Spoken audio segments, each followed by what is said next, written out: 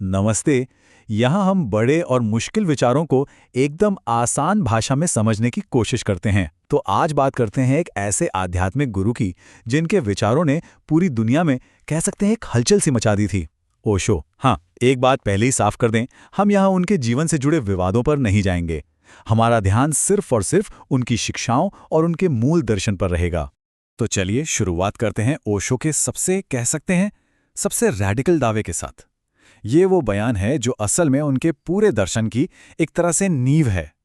उनका मानना था कि वो किसी एक विश्वास के खिलाफ नहीं है, नहीं, बल्कि वो तो हर तरह के बिलीफ सिस्टम के ही खिलाफ हैं।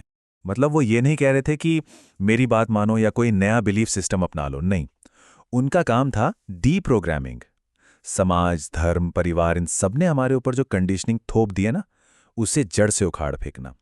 मकसद बस एक था, इंसान को वापस वैसा ही साफ, वैसा ही मासूम बना देना जैसा वो पैदा हुआ था। रीप्रोग्रामिंग नहीं, बस डीप्रोग्रामिंग। अच्छा, तो उनके इस पूरे दर्शन को ठीक से समझने के लिए चलिए इसे 4 हिस्सों में देखते हैं। सबसे पहले बात करेंगे अहंकार के कारागार की। फिर देखेंगे कि उनका नवसन्यासी का कॉन्सेप्ट क्या था। इसके बाद जागरूकता के मार्ग को समझेंगे और आखिर में जानेंगे कि कैसे ये सब मिलकर जीवन को एक उत्सव बना देता है। तो चलिए सबसे पहले हिस्से से शुरू करते हैं। देखते हैं कि ओशो के हिसाब से इंसान के सारे दुखों की, सारी तकलीफों की असली जड़ क्या है। और ओशो के मुताबिक वो जड़ है एक ऐसी चीज जिसके साथ हम सब हर पल जीते हैं। वो है हमारा अहंकार, हमारा ईगो। पर सवाल यह है कि ये ईगो आखिर है क्या? ओशो कहते हैं कि अहंकार हमारी ताकत नहीं है जैसा हमें लगता है। नहीं, ये तो बस एक मुखौटा है, एक ऐसा मुखौटा जो हमारे अंदर के खालीपन को, हमारी इंफीरियरिटी कॉम्प्लेक्स को छुपाता है। ये असल में मैं कुछ हूं दिखाने की एक जिद है, एक कोशिश है। और ये कोशिश क्यों है? क्योंकि अंदर बहुत गहरे में हमें ये महसूस होता है कि शायद मैं काफी नहीं हूं। अच्छा, ये अहंकार बनता कैसे है और कैसे ये हम पर ही हावी हो जाता है, इसे समझाने के लिए ओशो अक्सर एक साधु और एक चूहे की कहानी सुनाते थे। और ये कहानी बड़ी खूबसूरती से दिखाती है कि कैसे खुद को बेहतर बनाने की हमारी कोशिशें ही हमारे लिए एक जाल बन सकती हैं। देखिए, कहानी कुछ ऐसी है। एक चूहा बिल्ली से डरता है तो साधु उसे बिल्ली बना देता है। अब वो बिल्ली कुत्ते से डरने लगती है तो साधु उसे एक चीता बना देता है। फिर वो चीता शेर से डरता है तो उसे शेर बना दिया जाता है। लेकिन अब जब वो सबसे ताकतवर हो गया है अपने अंतिम रूप में, तो वो घूमकर उसी साधु पर हमला कर देता है जिसने उसे बनाया था। ओशो कहते हैं यही हमारा अहंकार है। यह हमारी रक्षा के लिए बढ़ता तो जाता है, लेकिन एक दिन इतना शक्तिशाली हो जाता है कि यह हमारे असली मैं को ही खत्म करने लगता है। तो सवाल उठता है कि इस अहंकार को, इस शेर को ताकत कहां से मिलती है? ओशो कहते हैं तुलना से, कंपैरिजन से। सोचिए, हम दिन भर यही तो करते हैं। उसके पास मुझसे ज्यादा है, मैं उससे बेहतर हूं या मैं उससे कम हूं।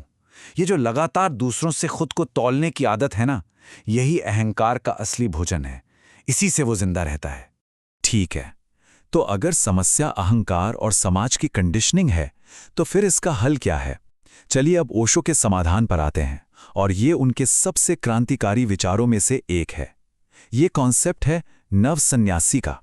ये जो कॉन्सेप्ट है ना, ये पारंपरिक सन्यास की धारणा को सिर के बल खड़ा कर देता है।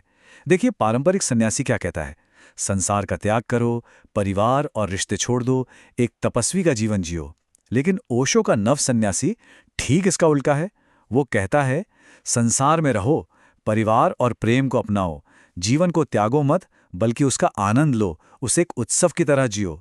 ये पलायन के खिलाफ जीवन को पूरी तरह से अपनाने का दर्शन है। उनका सीधा सा कहना था कि असली आध्यात्मिकता, असली एनलाइटनमेंट जीवन से भागकर नहीं मिल सकती। वो तो जीवन को पूरी तरह से, उसकी समग्रता में जीकर ही पाई जा सकती है।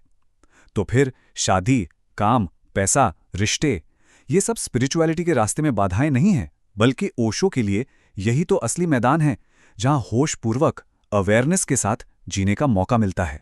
ठीक है, ये सुनने में तो बहुत अच्छा लगता है, लेकिन सवाल वही है, दुनिया में रहते हुए इन सब झंझटों के बीच कोई जागरूक हो कैसे? तो इसके लिए ओशो ने सिर्फ ज्ञान नहीं दिया, बल्कि एक बहुत ही प्रैक्टिकल, एक बहुत ही वैज्ञानिक विधि भी दी। और उनकी ये सबसे मशहूर तकनीक है डायनामिक मेडिटेशन।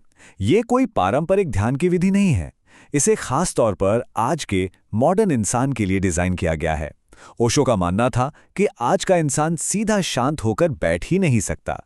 उसका मन तनाव, गुस्सा, चिंता, इन सब दबी हुई भावनाओं से इतना भरा है कि पहले उसे बाहर निकालना जरूरी है। और ये 5 चरणों की प्रक्रिया ठीक यही काम करती है। तो ये काम कैसे करता है? इसमें सीधे चुपचाप बैठना नहीं है। पहले 10 मिनट तक अराजक, तेज सांस लेनी है ताकि शरीर में सोई हुई ऊर्जा जागे। फिर अगले 10 मिनट हैं कैथारसिस के, मतलब पूरी तरह से पागल हो जाना है। हंसना, रोना, चीखना, जो भी अंदर दबा है उसे बाहर फेंकना है।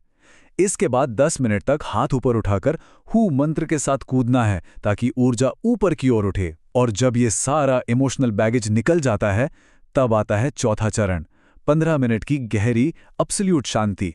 और अंत में उस शांति से उपजे आनंद को सेलिब्रेट करने के लिए 15 मिनट का नृत्य, एक उत्सव।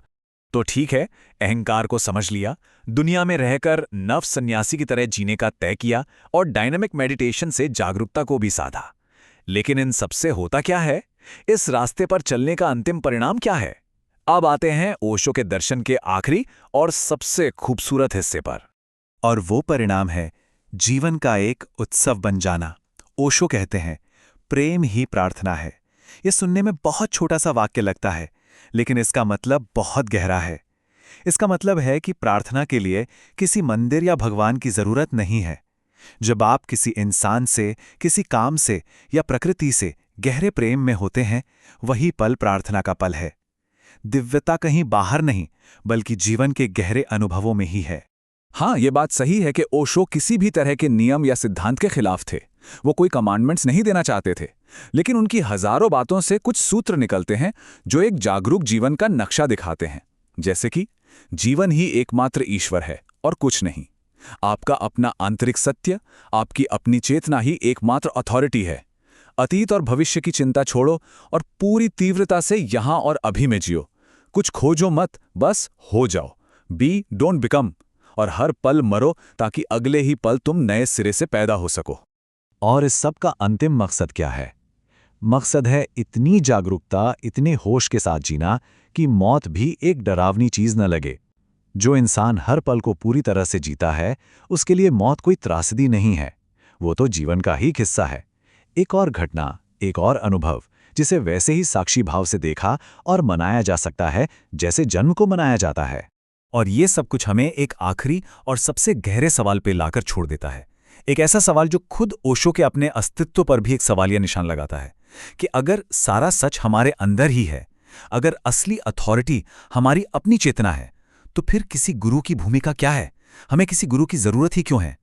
और शायद ओशो यही चाहते थे कि इस सवाल का जवाब कोई और न दे, बल्कि हर कोई अपने भीतर खुद खोजे।